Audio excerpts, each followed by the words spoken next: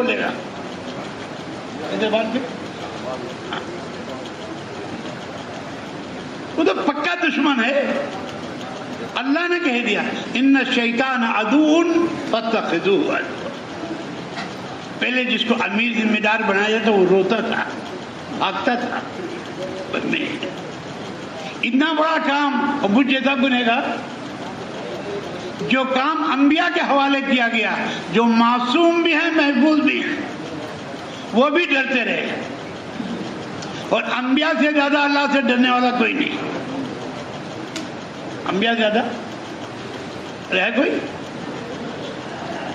3 صحابی حضور کے گھر آئے، اماں جان سے حضور کے اعمال پوچھے.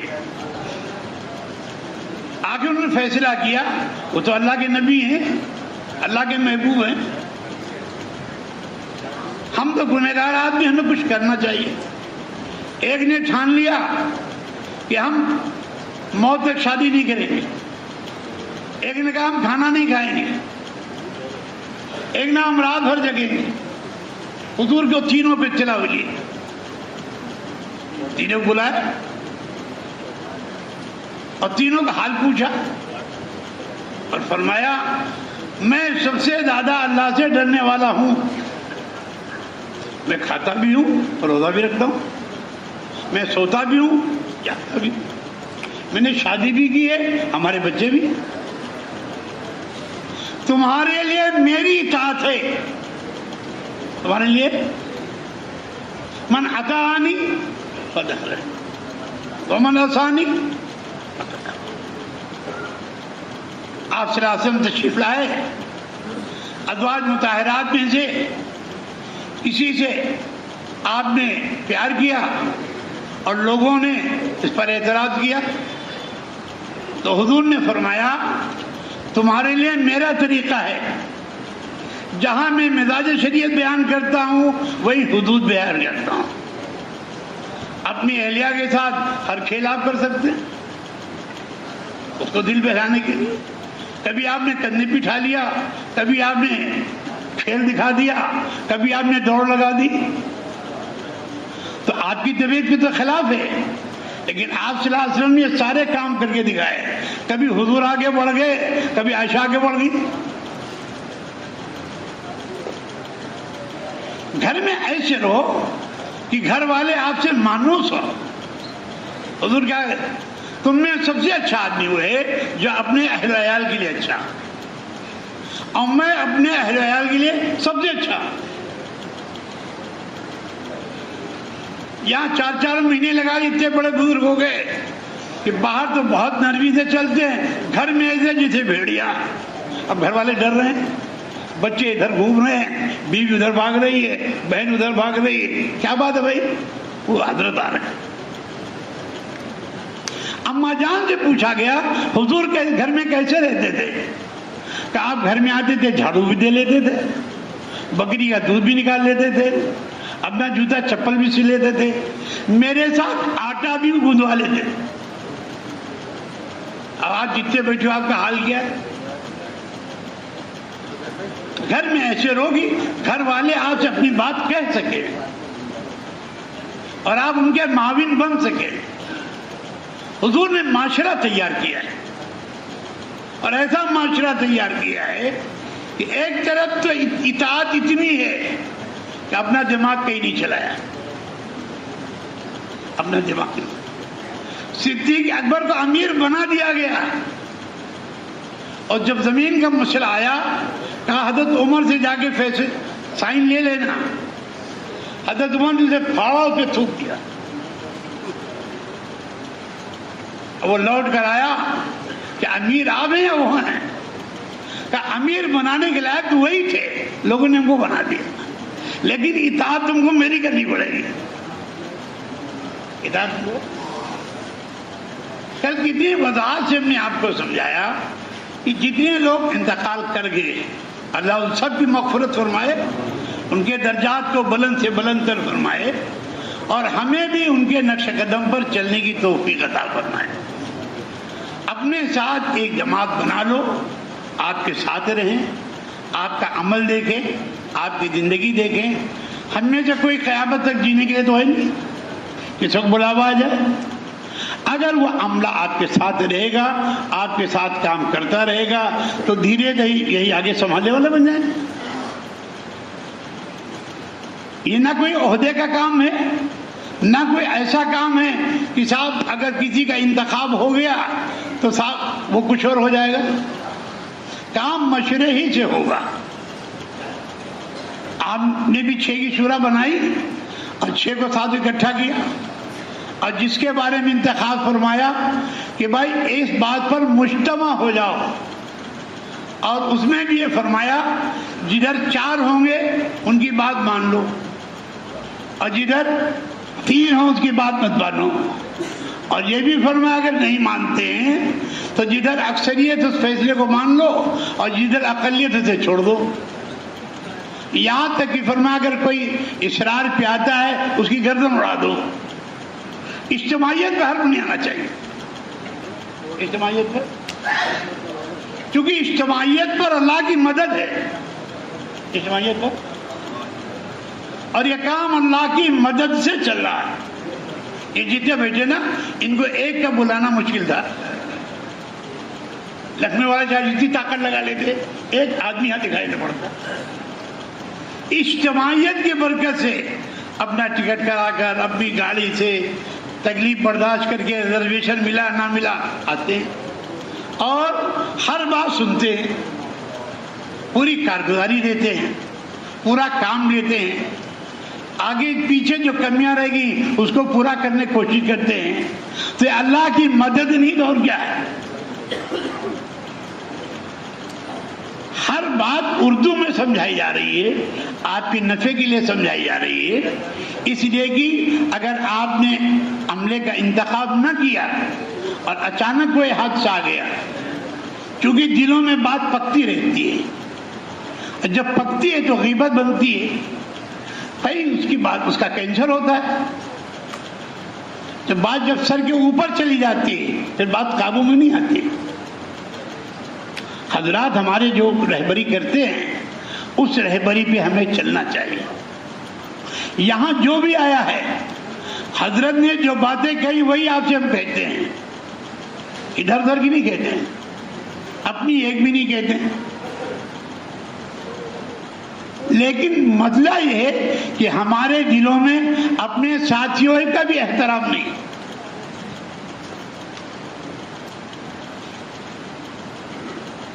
اسلام یہ سکھاتا ہے ایک ادنا انسان کا احترام بھی ضروری ہے جو ایمان نہیں لائے۔ میں نے کل کہا تھا اکرم آئے ہیں ابھی ایمان نہیں لائے، عمر ابن وہب سر کاٹنے کے لیے آئے ہیں، حضرت عمر ان کا گلا ہو تلوار پکڑ رکھی ہے، حضور کیا کہتے ہیں چھوڑو اسے، عمر چھوڑو اسے آنے دو۔ ابھی پوچھتے ہیں عمر کیوں آئے؟ انہوں نے اپنی بات کہی، حضور نے اپنی بات کہی، اور فرمایا اگر چھڑانے کے لیے آئے تھے تلوار کی تھا کیا ضرورت تھی؟ پھر خود ہی کہنے لگا اس تلوار نے تو قریش کا برا حال کر دیا، ان کی عزت خاک میں مل گئی احد بدر میں۔ لیکن یہ سب کچھ اجتماعیت پہ ہوا ہے، اور ایسی نماز حضور نے پڑھی ہے کہ صدیق اکبر کہنے لگے یا رسول اللہ بس کیجیے، آپ کی چادر گر رہی ہے، آپ رو رہے ہیں، اللہ سے کہتے ہیں، اور کس محبت میں اللہ سے کہا ہوگا اے اللہ کہ یہ مجموعہ آج تباہ ہو گیا تو قیامت تک آپ کا کوئی نام لینے والا۔ یہ درد ہمارے اندر کہاں؟ ہم کو چند جملے یاد ہیں انہیں دہراتے رہتے ہیں اور سمجھتے ہیں یہی آخری تبلیغ ہے۔ ماں یوسف رحمۃ اللہ علیہ فرمایا کرتے تھے ابھی کام شروع نہیں ہوا ہے، ابھی تو ہم کام کی مشق کر رہے ہیں، جس دن کام شروع ہوگا دنیا جوگ در جوگ ایمان میں آئے گی۔ مائزہ صاحب رحمۃ اللہ فرمایا کرتے تھے بڑے بڑے مکان بناؤ، جب دنیا ایمان میں آئے گی کہاں ٹھہراؤ گے؟ انہیں کلمہ کہاں سکھاؤ گے؟ ان کو نماز کہاں سکھاؤ گے؟ تو تو ہمارے دل تو ابھی اتنے چھوٹے ہیں، ہم اپنا گھر دیکھتے ہیں، اپنی پونجی دیکھتے ہیں، اللہ کے خزانے پہ نگاہ ہی نہیں۔ مفتی مسلم نے رات کو کتنی وضاحت سے بات کی کہ ابراہیم اپنی طاقت کے ساتھ آیا ہے اور اللہ نے استعمال کیا ایک پرندہ، اور پرندے نے ان کا کام تمام کر دیا۔ اللہ کو مقابلے کے لیے کسی مخلوق کی ضرورت نہیں ہے، ان کا ارادہ کن کافی ہے۔ ایک فرعونی طاقت ہے، ایک قارونی طاقت ہے، ایک کو زمین میں دھسا دیا اور ایک کو پانی میں ڈبو دیا۔ لیکن ہم اپنے کو اس انداز پہ تو لائیں، ان صفات پہ لائیں جو صحابہ کی صفات تھی۔ جب تک صفات آپ کے اندر نہیں ہوں گی، آپ کے اندر اعتراضات ہوں گے، اور جس دن صفات آ جائیں گی اس دن آپ ہر بات مانتے چلے۔ واصل بن اسقع آئے ہیں، پہلے دن آئے ہیں اور آپ کے ہاتھوں پر ایمان لائے ہیں، اور حضور نے سب سے پہلے ہجرت کی بات کی۔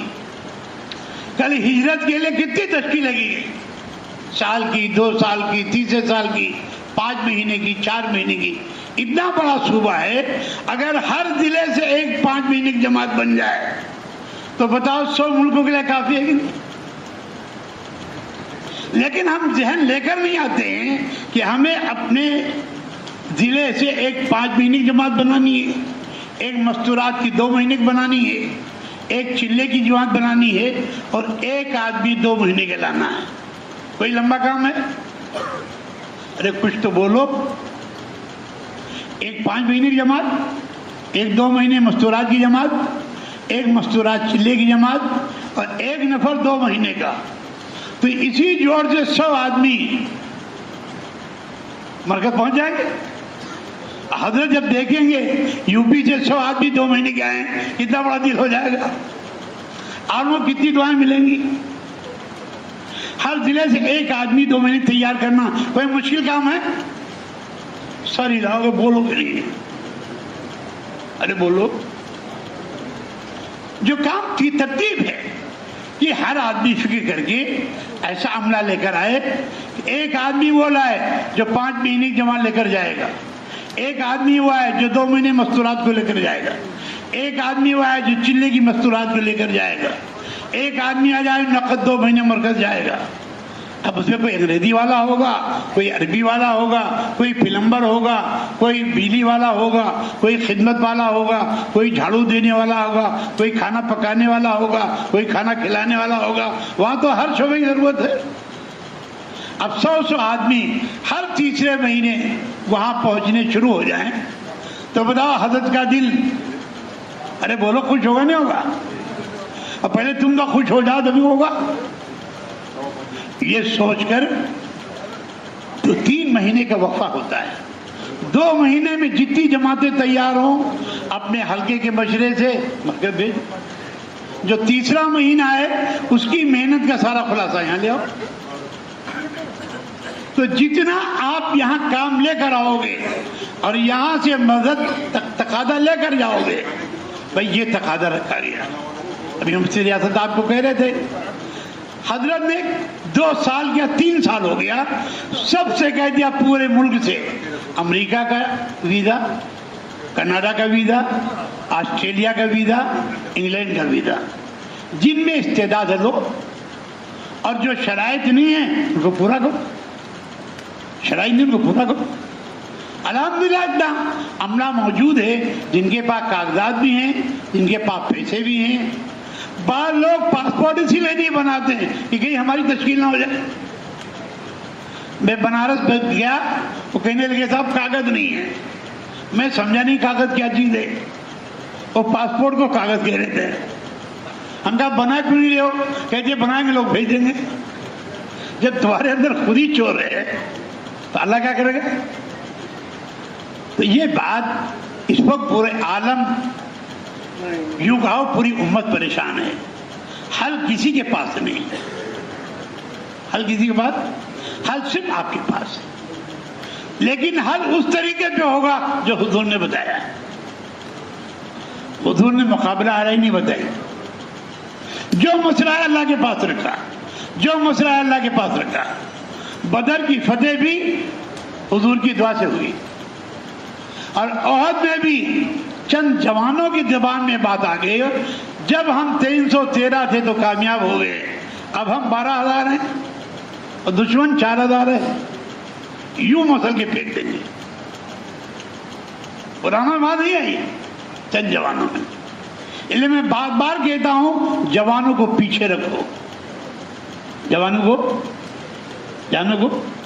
یہ پرانوں کے ساتھ بیٹھ کر ان کا تجربہ حاصل کریں، بولنے کی عادت نہ ڈالیں، کوئی بات نہ سمجھ میں آئے تنہائی میں پوچھ لیں بھائی کیا ہوا، بھائی کیا لیکن پرانے وہ ہیں جنہوں نے ڈنڈے کھائے ہیں، اور آپ ہیں جو انڈے کھا رہے ہو، تو دونوں میں فرق ہوگا نہیں ہوگا؟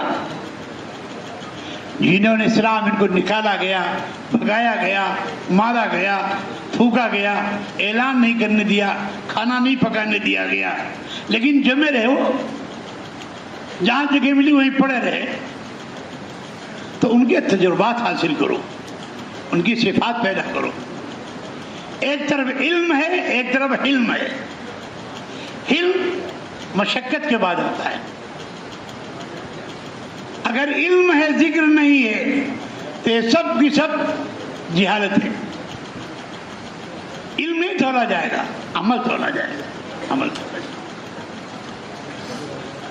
گا، اور عمل میں اخلاص تولا جائے گا، اور اخلاص میں بھی اس کا وزن ہے۔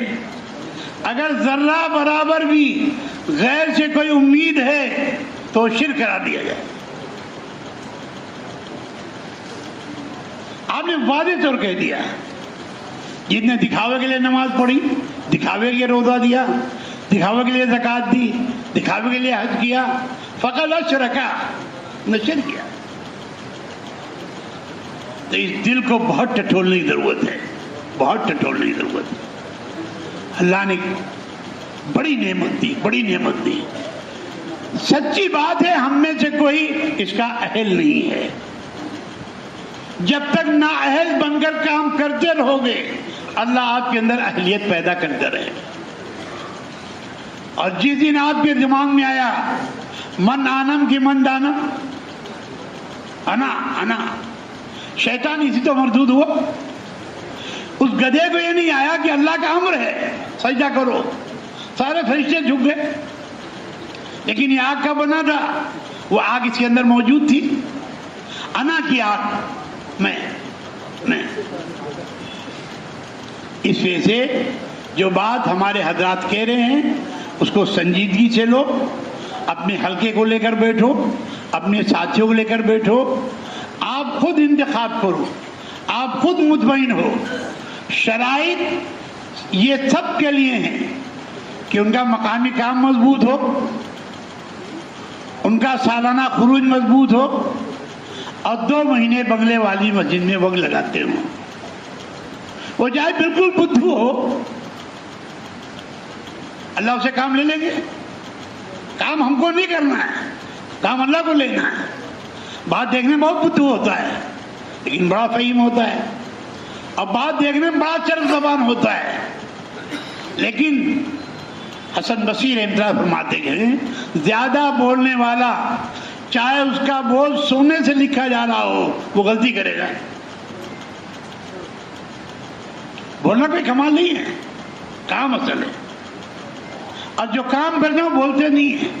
آپ نے بڑے بڑے تاجروں کو دیکھا ٹال گدی لگائے بیٹھے رہتے ہیں، ایک لفظ نہیں بولتے، سارا کام اشارہ ہوتا رہتا ہے۔ ہم نے بولنے کو کام سمجھ رکھا ہے۔ حضرت معاویہ سے رحمۃ اللہ علیہ آخری عمر میں بولا نہیں جا رہا ہے، اس زمانے کے جو کام کرنے والے بیٹھے ہوئے تھے، حضرت ایک صاحب کو بڑا کہا ان جیسے کہ کہو علم اور ذکر کے بغیر تمہارا سارا کام جہالت ہے۔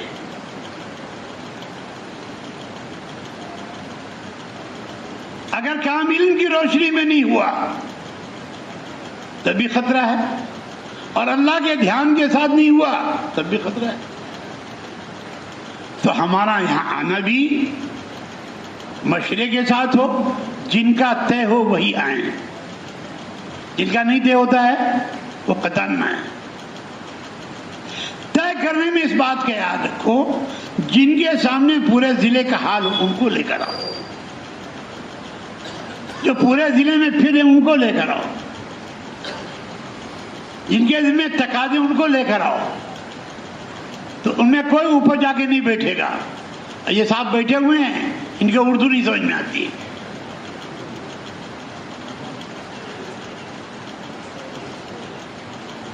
اجتماعیت جسم کی ہے نہیں، دل کی اجتماعیت ہے، اجتماع قلوب۔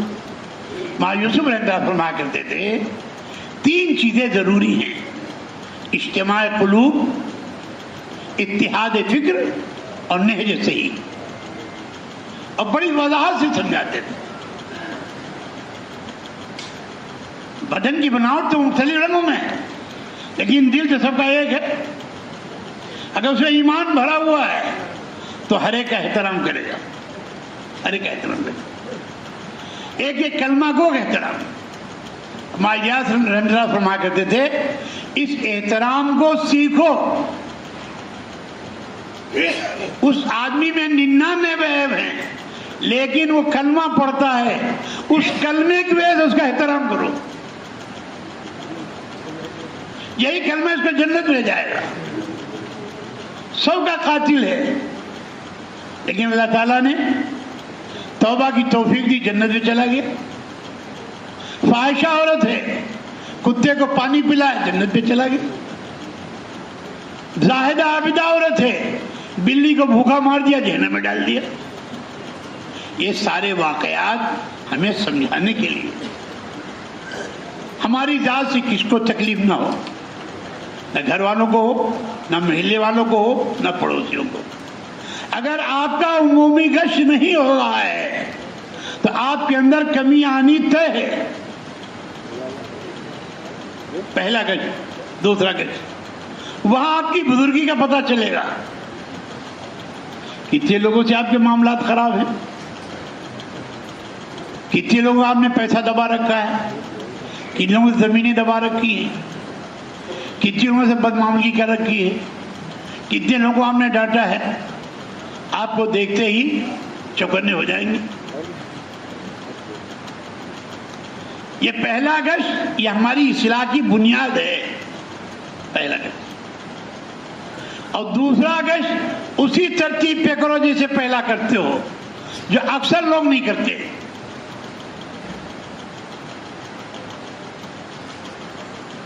ہم لوگ بھی حال لیتے رہتے ہیں، پوچھتے رہتے ہیں، اور گشت میں جانے کو اپنی سعادت سمجھو۔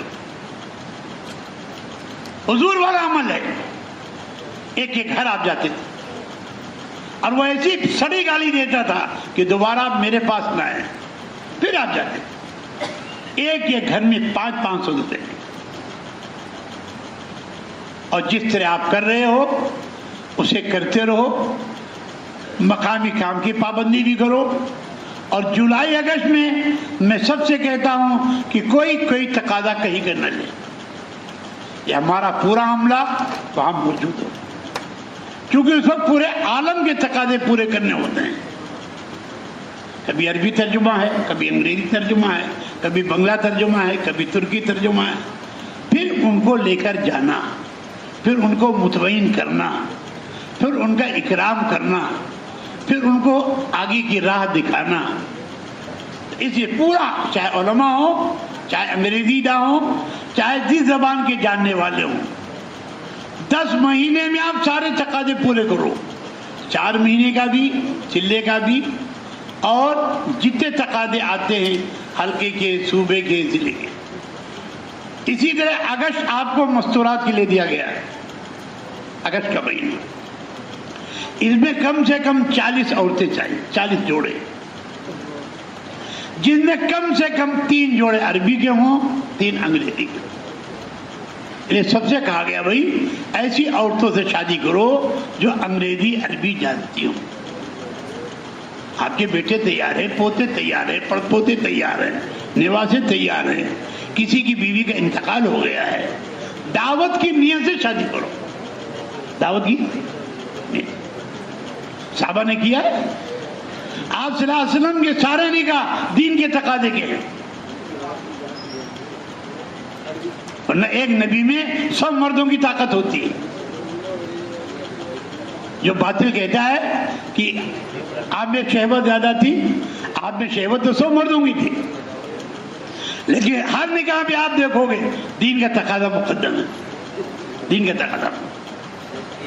ابھی ہم یہ ذہنی نہیں لے رہے ہیں کہ دین کے تقاضے کو رکھ کر بھائی وہ آئے گی، اسے روزہ لگائے گی، اشرہ لگائے گی، چلہ لگائے گی، دوسرا چلہ لگائے گی، ملکوں میں جائے گی، تو آپ کے ذریعے سے ہدایت پھیلی نہیں پھیلی؟ کتنے گھروں میں ہدایت پھیل جائے گی؟ لیکن انتخاب اس میں کرو کہ خاندان کی لڑکیوں سے شادی کرو، جانی بوجھی لڑکیوں سے شادی کرو، یوں ہی الٹ پھول مت کرو۔ مثل مشہور تھی کہ جب تک ایک جوڑ جوتا ٹوٹ نہ جائے تب تک شادی مت کرنا۔ اس کے گھر کا حال معلوم کرو، پڑوس سے حال معلوم کرو، رشتہ داروں سے حال معلوم کرو، جب اطمینان ہویا شادی۔ اور شادی میں بھی 4 چیزیں دیکھو، لمالہا ولی جمالہا ولی حسبہا ولی دینہا۔ اس کا مال بھی دیکھو، اس کا جمال بھی دیکھو، اس کا خاندان بھی دیکھو، اس کا دین بھی دیکھو۔ آخر میں آقا نے فرمائے فاظفر بذات الدین، دین کے ساتھ تو کرنا ہو۔ مال بھی نہیں ہے، جمال بھی نہیں ہے، خاندان بھی نہیں ہے، دین ہے، شادی کر لو۔ ایک صحابی تشریف لائے اور حضور نے فرمایا تم نے شادی کی؟ کیا حضور میرے پاس نہ ٹکا دھیلا ہے، نہ میری شکل اچھی، میں کالا کلوٹا اور میرے ہونٹ موٹے، مجھے کون شادی کرے؟ آپ فلاں انصاری کے ہاں جاؤ، کہہ دو اپنی لڑکی سے میری شادی کریں، پہلے میرا سلام کہنا پھر میرا پیغام دینا۔ اب صاحب ان کے حال سے واقف تھے، باپ کو اپنی لڑکی کا مسئلہ، ماں کو اپنی لڑکی کا مسئلہ، دونوں میاں بیوی بات کرتے رہے۔ بچی نے بات سن لیا کہ ابا اماں تیار نہیں۔ اس بیٹی نے کہا ابا جی یہ مت دیکھو کون آیا ہے، یہ دیکھو بھیجا کس نے۔ نکاح ہو گیا۔ دین پہلے ہر شعبے میں دین لاؤ، اور ہمارا کوئی ساتھی میرے حال میں شادی نہ کرے۔ شادی نکاح مسجد میں کرو، اور آپ کے پاس جگہ نہیں ہے کسی مدرسے والوں سے بات کر لو، طلبہ کھانا کھلا دیں گے، ان کو بھی کھلا دو، اور جو پیسہ میرا جھال کو دیتے ہو مدرسے والوں کو دے دو۔ اب بتاؤ مدرسے والے آپ سے جڑ جائیں گے جڑیں؟ ارے بولو۔ اور جب تک پڑھتے رہیں گے اس کا اجر آپ کو ملتا رہے گا، ان کی دعا آپ کو ملتی نہیں۔ میرے حال میں آپ گناہ سے بچ ہی نہیں سکتے۔ ہر مدرسے میں جگہ ہوتی ہے، جگہ بڑی ہوتی ہے، اب وہ خوش ہو جائیں گے صاحب فلاں صاحب نے یہ فرق کیا ہے، تو کتنی خوشی سے اب یہ سارے طلبوں کھلانے میں لگا دیں گے۔ ویٹر کی ضرورت ہی نہیں، نہ ویٹر کی ضرورت نہ لیٹر کی ضرورت، نہیں، اس سے تال میل ہوگا، عوام کا، علماء کا، طلبہ کا تال میل ہوگا، اور انشاءاللہ اس کے ذریعے سے دین آگے بڑھے گا۔ اسی طرح دینیات کے مدرسے اور بچیوں کے مدرسے جہاں نہیں ہیں اس کو قائم کرو، تاکہ ہماری بچیاں کالج میں نہ جائیں۔ عورت کالج کا سامان ہی نہیں، عورت گھر کا سامان ہے۔ دینی ماحول میں رکھ ان کی تربیت کرو، اور بالغ ہو جائیں شادی کرو۔ عورت کے ذمہ 3 کام ہیں: اپنے مال کی حفاظت، اپنی عزت کی حفاظت، اپنے شوہر کے مال کی حفاظت، اور اپنے بچوں کی تربیت۔ اور شوہر کہیں سے تنگ ہو کر آیا ہے، ایسا مسکرا دے کہ اس کا کام غلط ہو جائے، وہ بازار کا سامان نہیں ہے۔ تو اس وجہ سے اس پر پوری دھیان دو۔ یو پی میں مال کی کمی نہیں ہے، لیکن ضائع بہت ہو رہا ہے۔ ایک شادیوں میں، دوسرے عید میں، تیسرے مقدمے میں. سارے جھگڑے مسلمانوں کے آپس کے ہیں. ابھی حضرت کے سامنے ایک پنجابی آیا جو پوری جائیداد کا یہ وقف کی ہے اس کا وہ ذمہ دار تھا. حضرت نے کہا پورے ہندوستان میں کوئی مقدمہ نہ گرودوارے کا ہے نہ مندر کا ہے. جتنے مقدمے ہیں وہ مسجد کے ہیں یا مدرسے کے. یہ ہماری کمی تو ہے نا. جب دو آدمی کے جھگڑے سے شب قدر اٹھا لی گئی تو آپس کے آپ کے جھگڑوں سے اللہ کی مدد آ جائے گی. جیسے مفتی مسلم نے رات کہا کہ اگر آپ اپنے اندر وہ صفات پیدا کر لیں جس پر اللہ کی مدد آتی ہے تو آپ کو کہیں جانے کی ضرورت نہیں. اتنا کہنا کافی ہوگا اللہم اکفناہم بما شئت، اللہم اکفناہم. لیکن وہ صفات تو پیدا کرو. ایمان میں بھی کمال ہو، عبادات میں بھی کمال ہو، معاملات میں بھی کمال ہو، اخلاقیات میں بھی کمال ہو، معاشرے میں بھی کمال ہو. دور سے پتہ چل جائے کہ نبی کا غلام. ہمارا کوئی بچہ دیکھے، بچی دیکھے، اب لوگ کہتے تھا ہم گھر میں تو قرآن پڑھاتے ہیں، باقی ہم اس کو بھیجتے کہاں؟ کالج میں، پینٹ بوشٹ پہنا کر، چڈی پہنا کر. جب اس کا عقیدہ آپ نے شروع سے برباد کر دیا، اب وہ چاہے ڈی ایم ہو جائے، چاہے ڈاکٹر ہو جائے، چاہے پروفیسر ہو جائے، چاہے لیکچرر ہو جائے، چاہے سی ایم ہو جائے، چاہے پی ایم ہو جائے، آپ نے اس کو جہنم میں ڈھکیل دیا. یہ کہ آپ پر یقین ہے کہ اللہ کا حکم، نبی کا طریقہ ہماری روزی کے لیے، ہماری جنت کے لیے کافی نہیں ہے. اور ابراہیم علیہ السلام نے کہہ دیا فرشتوں تک کا انکار کر کے، حسبنا اللہ نعم الوکیل نعم المولا. ملکوں کی طاقت، سب سے بڑی طاقت ظاہر ہو گئی، لیکن سب کو انکار کر دیا. یہاں تو امید بھی نہیں ہے اور خوشامد کر رہے ہیں. جن کے ہاتھ میں کچھ نہیں ہے اور جس کے ہاتھ میں سب کچھ ہے اسے کچھ نہیں کہہ رہے. جس دن عملہ اللہ کے سامنے سر ٹیک دے گا اللہ عالم کے نظام کو بدل دے. لیکن پورے دین پہ آنا پڑے گا. پورے دین پہ ادخلوا فی السلم کافہ. یہ دعوت پورے دین کو اپنی زندگی میں لانے کے لیے، اپنے بچوں میں لانے کے لیے، اپنی بچوں پہ لانے کے لیے. اس وقت حضرت پہ غلبہ ہے. مستورات کی جماعت اتنی نکالو ہر گھر میں جماعت داخل ہو جائے. اور اللہ کا شکر اس کے نتیجے آ رہے ہیں. کتنے کالج کی جانے والی لڑکیوں نے طے کر لیا کہ ابا ہم نہیں پڑھیں گے، ہم دین پڑھیں گے. بڑا ریکارڈ ہے. لیکن جس کا آپ نے معاشرہ بدل دیا، حضرت معالی میں رحمۃ اللہ فرماتے تھے جس کا معاشرہ مٹ گیا وہ قوم مر گئی. اب مردے 1,00,000 پڑے ہوں تو کوئی مطلب نہیں. معاشرہ، داڑھی کٹانا، پینٹ بوشٹ پہننا، سر کے بال غلط کٹانا، سنت کے خلاف ناخن کاٹنا، سنت کے خلاف سرما لگانا، سنت کے خلاف لباس پہننا، سنت کے خلاف کھانا کھانا، سنت کے خلاف گھر میں داخل ہونا. ایک ایک چیز آپ کی جانچی جائے گی. جہاں کمی ہوگی وہی اللہ کی مدد رک جائے. گھڑی کا ایک پرزہ خراب جائے گھڑی رک جاتی.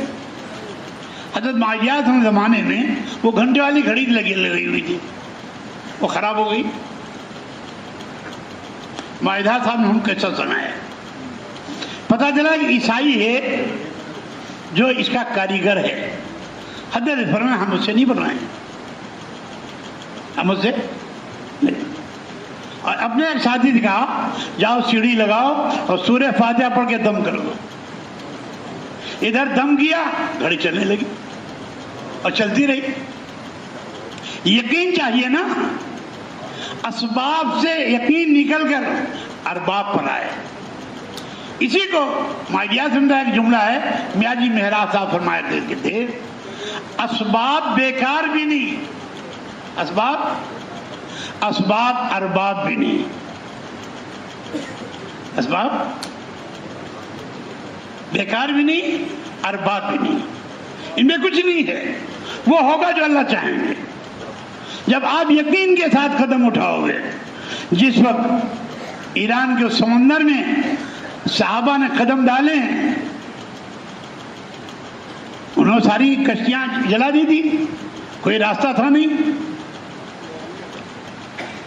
جس وقت گھوڑے ڈالے ہیں تو ایرانی کہنے لگے دیو آمدن، دیو آمدن، دیو آمدن. یہ آدمی نہیں ہے، دیو ہے. اسی کو شاعر نے کہا ہے، دست و دست کیا دریا بھی نہ چھوڑے ہم نے، دست و دست کیا دریا بھی نہ چھوڑے ہم نے، بحر ظلمات میں دوڑا دیے گھوڑے. تم تو میدان میں نہیں چل پا رہے ہو. پھر جو معاملہ آتا ہے وقت پہ نہیں آتا ہے، وقت پہ بعد میں. فجر سے آپ مجلس شروع ہو جاتی ہے اور ہر مجلس کی الگ تاثیر ہوتی ہے. جس مجلس کو آپ ہلکا سمجھو گے اس کے نور سے آپ محروم ہو جاؤ. پھر مجلس کے بعد جو کام کا وقت دیا جاتا ہے ان میں سب جڑ کر بیٹھو، سب جڑ کے بیٹھو. بدن ملانا ہمارا کام ہے، دل ملانا اللہ کا. اسی کے ساتھ ساتھ اس کا پورا خیال رکھو، کوئی ساتھی جو آپ کا آ گیا اس کا اکرام کرو. کیوں مت کرو؟ کیوں آ گئے؟ نبھاؤ. آج اس نے غلطی کی ہے، کل انشاءاللہ صحیح کر لے. کیونکہ امت بہت ٹوٹی ہوئی ہے، بہت ٹوٹی ہوئی ہے، اور یہ اللہ کے فضل سے جڑی ہوئی ہے. جس دن ہم لوگوں نے مشورہ کیا تھا اس کا، بھائی لیاقت تھے، ہم تھے، تیار 2 آدمی نہیں تھے. بھائی پورے یو پی کو کیسے جوڑا جائے، ورنہ باطن نے اس کو توڑنے کے کوئی حربہ باقی نہیں رکھا تھا کہ اگر یہ جڑ گئے تو ان کے آگے کوئی نہیں جا پائے گا. اب ان کے دماغ میں خناس تھا، اور اسی جڑنے نے آپ کو آگے بٹھایا. ہر صوبے کی تعداد بہت مختصر ہے، آپ کی 100 کی تعداد ہے، اور سب سے آگے بٹھایا جاتا ہے. اور حضرت ہر وقت دیکھتے رہتے ہیں بھائی صوبہ کے کیا ہے. ایوبی کارگزاری بہت دھیان سے سنتے ہیں اور پوچھتے ہیں. جب باندھا کا اجتماع ہوا، پوری طاقت لگا دی لوگوں نے کہ حضرات باندھا نہ جائیں. معذور صاحب کا بستر بنا ہوا ہے. اب ماساد صاحب کے پاس لوگ آئے، حضرت اس وقت آپ کا جانا مناسب نہیں. حضرت نے فرمایا وہ میرا گھر ہے، گھر میں جانے کوئی پابندی نہیں. میرا گھر ہے، گھر میں جانے کوئی پابندی نہیں. تب آیا مظفر نگر میں ہم لوگوں نے ناک رگڑ ڈالی، لیکن نہیں آنے دیا لوگوں نے. تو بہت قربانیوں کے بعد آپ مجتمع ہوئے ہیں. اس قربانی کی رعایت یہ ہے کہ اس اجتماعیت کو باقی رکھو. ہم میں کوئی قیامت تک کا نہیں ہے. ہو سکتا ہم آج ہیں کل نہ رہیں، لیکن آپ جڑے رہو گے تو کام بھی آگے بڑھے گا، آپ بھی آگے بڑھو گے.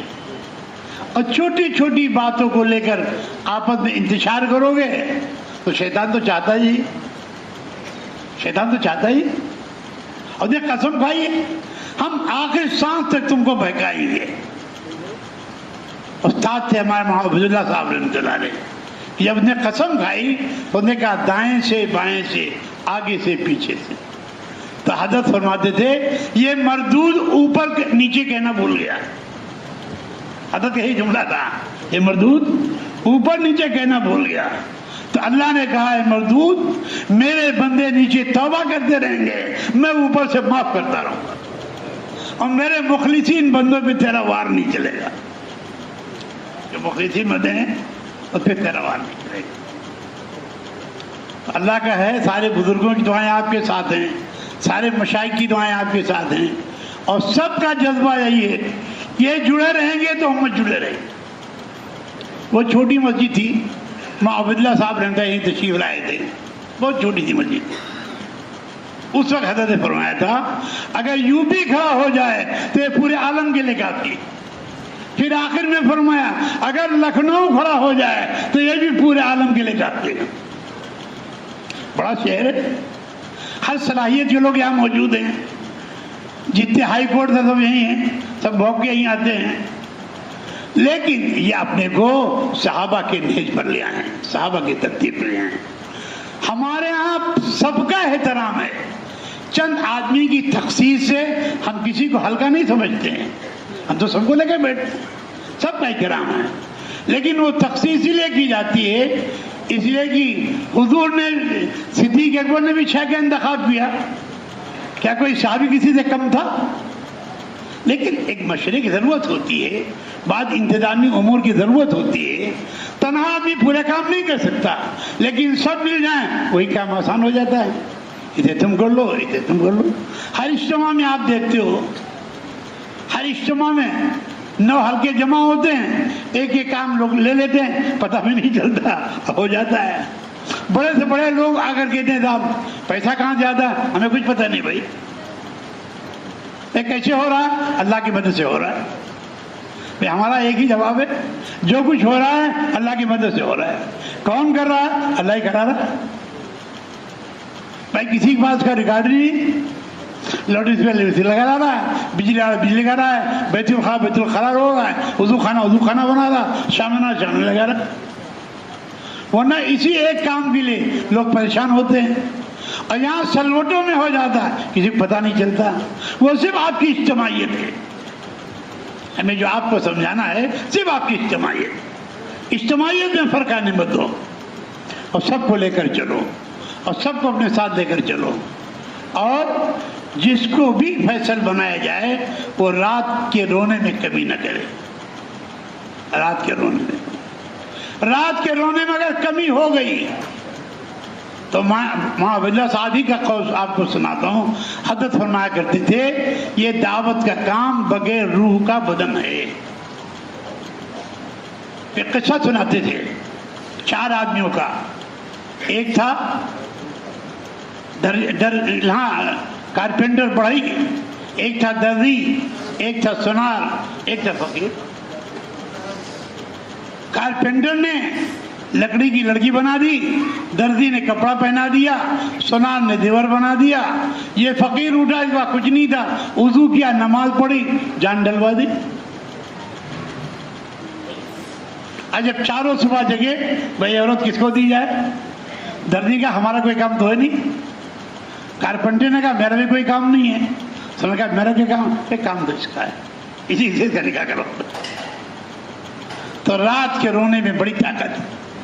رات کے رونے میں جتنا آپ کی راتیں زندہ ہوں گی اتنے پورے عالم میں کام زندہ ہوگا. اور سب سے درخواست ہے جن ملکوں کو مفتی ریاست نے کہا ہے ان ملکوں پہ آپ ویزے لو, آج ہی سے جا کے درخواست دینا شروع کر دو, اور اللہ سے دعا کرو ایسے اللہ ویزا دلوا دے کہ آپ سب امریکہ پہنچ جاؤ اجتماع میں. اللہ کے لیے کوئی مشکل نہیں. اللہ کیا نگاہ بلند, سخن دل نواز, جاں پرسوز, یہی ہے رقص سفر میرے کارواں کے لیے. امریکہ کی تشکیل ہو رہی تھی, پڑوس میں جماعت بن گئی. وہاں میاں جی عبداللہ تھے جو کھانا پکاتے رہتے تھے اور بیچارے صفائی کرتے رہتے تھے. میاں جی عبداللہ نے کہا میرا نام بھی لکھو. تو جتنے لوگ تھے سب ہنس پڑے, یہ آدمی جو بھاڑ جھونک رہا ہے امریکہ جانے کی تیاری کر رہا ہے. ہو گیا, جماعت جانے کا وقت آیا. اس وقت زیادہ قوانین تھے نہیں. ڈاکٹر صاحب جن کا نام سر فہرست تھا ان کی والدہ سخت بیمار ہو گئی. مشورہ رکھا گیا بھائی میری اس وقت جانے کی ضرورت. تو حاجی عبدالوہاب وہاں سے کیا بھائی جتنا خرچہ ہے میاں جی عبداللہ کو دے دو, یہ جماعت میں جڑ جائیں. چلے, اور حضور نے بھی اسی طرح کرا ہے. جو نہیں جا سکے بھائی اپنا خرچہ ان کو دے دو, یہ چلے جائیں. تو جہاں جہاں کی جو باتیں آ گئی ہیں اللہ تعالیٰ انہیں قبول فرمائے, اور جہاں جو کمیاں رہ گئی ہیں انہیں آپس میں مل جل کر پورا کرو. اب نہیں ہوگا اگلے مشورے میں ہو جائے گا. لیکن تاکہ ہمارے حضرات مطمئن ہیں کہ ہمارا پورا صوبہ مجتمع ہے اور اطاعت کے ساتھ چلنے کو تیار ہے. تیار ہو اس کے لیے انشاءاللہ تعالی. اور جب تک نیچے جگہ پوری نہ ہو جائے لکھنؤ والے اوپر کا دروازہ قطع نہ کھولیں. لاؤ بھائی پرچی لاؤ.